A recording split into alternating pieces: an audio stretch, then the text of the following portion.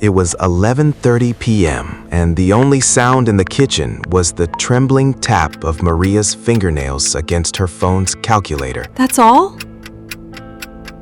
After 18 years?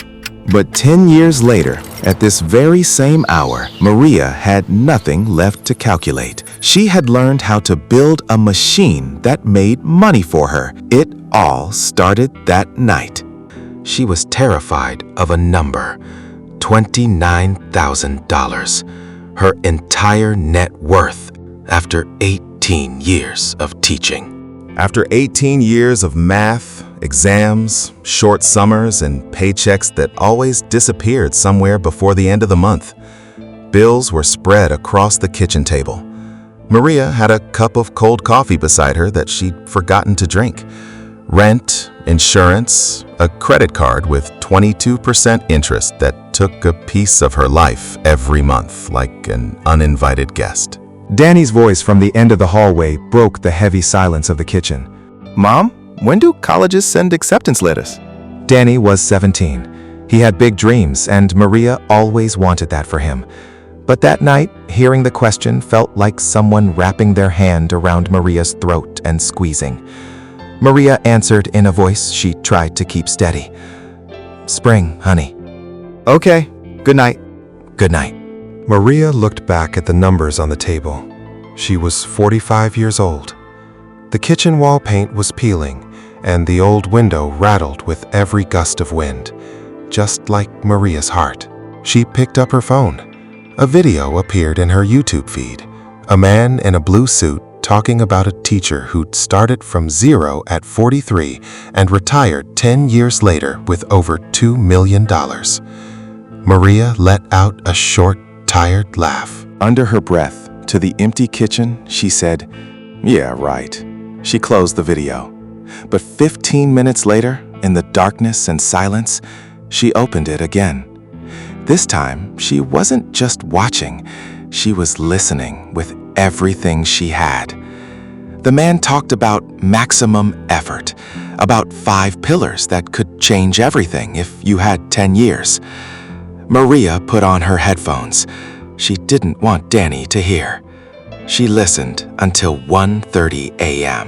Then she pulled a paper from under the trash on the table, the back of a travel map from a trip they never took, and started writing.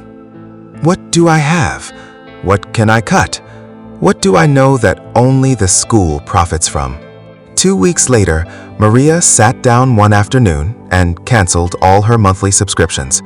Netflix, Hulu, 2 music apps. A gym membership she hadn't used in 4 months but cost $47 every month. Why am I paying for these? The honest answer? Habit. Laziness. That moment when you subscribe is so much easier than the moment you have to cancel. She cut half of them that day. A week later, she called the landlord of a new apartment, 30 minutes farther from school. Lower rent, clean, quiet, and a window that didn't rattle. When Danny found out, he said, "Mom, my friends are here." Maria said, "Your friends have cars, they can visit." Danny didn't say anything, but that night he helped her tape up the boxes. Early May, Maria sat behind her laptop and posted a tutoring ad. High school math, 18 years experience, hourly rate $75. She thought probably no one would call. 3 days later, the first request came. An 11th grader terrified of math. Maria held the first session at a cafe near their place. 2 hours, $150. Sitting in her car, she looked at her phone. The money had come into her account. She felt something strange, something like hope? No, not exactly. Something heavier than hope. Something like driving with her eyes open for the first time. But the first test came sooner than she expected. February. Maria was pouring coffee when Linda, her colleague, walked into the break room looking worried. "Maria, are you watching the market?" "No, what happened?" "It's crashing. I sold everything yesterday, waiting for it to calm down." Maria calculated that night. Her portfolio had gone from $47,000 to $32,000, $15,000 erased on paper. The world collapsed on her. She called Antonia. Her older sister. Always honest, sometimes more than you wanted. Should I sell? Antonia said, Maria, you're a math teacher. Do the math. If you sell, the loss becomes real. If you don't, it's just a number. Maria hung up. She looked at her portfolio again. She thought for a full hour. She made a decision even her sister would call insane. She didn't just hold, she bought more. That month, she bought an additional $3,000. 7 months later, the portfolio reached $58,000. Linda was still sitting in her savings account waiting for the market to calm down. It was year 3 when Maria found the duplex, a 2-unit house in a quiet San Antonio neighborhood. She could rent out the lower unit. If I live here, my housing cost becomes 1/3. It took months to save the down payment. She set aside tutoring income, went nowhere. A whole summer, Danny and Maria stayed in that apartment and didn't eat out. The day she got the keys, Danny stood beside her. Are we becoming landlords? No, Maria squeezed the key in her fist. We're becoming investors. One night after a tutoring session, Maria was looking at notes she'd collected over the years. The same material she explained from scratch every time. Quadratic equations, functions. She thought, how many more times do I have to say this? 2 months later, her first video course was on an online platform. 12 sessions, high school math from zero. She priced it at $47, less than 1 tutoring hour. First month, 8 people bought it. Third month, 32. Maria hadn't done any extra work. It was year 6 when Maria calculated that morning. Her coffee was still hot. She sat at the table in that same kitchen, but this time the table was in the duplex. Through the window, she could see the small backyard. Portfolio, $287,000. Approximate monthly income, around $2,400. For the first time in her life, her money was earning more than the rent of a residential unit, without her having to do anything. She called Antonia. I think I'm starting to understand how this machine works. Antonia said, What machine? The one I've been building for 6 years. Year 7. There was a small gathering with Linda and the other teachers.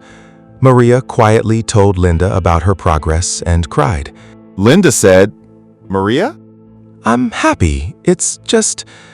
She took a deep breath. 6 years ago, I thought it was too late. I thought I wasn't going to make it. Linda said softly, But you did. I'm not there yet.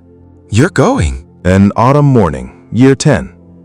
Maria sat at her desk in classroom 312. Outside the window, the trees were turning yellow.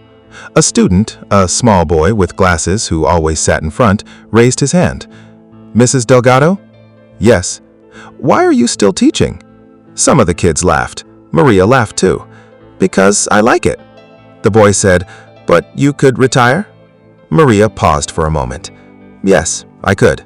That night, after collecting the notebooks and turning off the classroom light and sitting in the empty parking lot, she took out her phone, opened the account. Online courses, portfolio income, rent from one of her units, tutoring. Total, close to $95,000 a year. When she got home, she went into the bedroom and opened the drawer beside her bed. Under a book, under an old pen, behind a photo of Danny when he was 7, there was a folded paper. The back of a travel map. A map from a trip they never took. She unfolded the paper. Her handwriting. 1:30 a.m. 10 years ago. What do I have? What can I cut? What do I know that only the school profits from? Below the 3 questions, there was a sentence she didn't remember writing. Maybe it's not too late. Maybe it's just different. Maria folded the paper again, put it in the drawer, turned off the light. In the darkness, for the first time in 10 years, she had nothing left to calculate. She could just sleep.